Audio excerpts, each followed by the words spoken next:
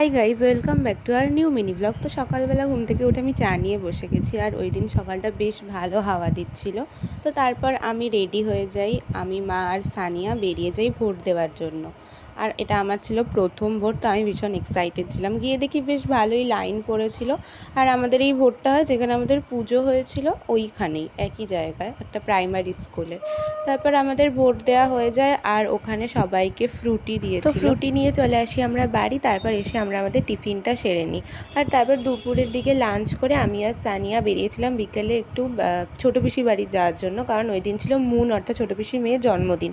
তো ও ড্রয়িং করতে ভালোবাসে বলে ভেবেছিলাম ওর জন্য ক্যানভাস এইসব নেব, কিন্তু সব দোকান বন্ধ ছিল ভোটের দিন থাকায়। তো লাস্ট অবধি আমরা একটা ফুলের বুকে, সেলিব্রেশন আর একটা কুকিজই নিয়ে গেছিলাম। তো তারপরে আমরা সবাই মিলে স্টেশনে মিট করি, আর ওখান থেকে চলে আসি ছোটো পিসির বাড়িতে। এই যে হলো আমাদের বার্থডে গার্ল মুন। তো বাকি কী করলাম দেখা হয় পরে, টাটা।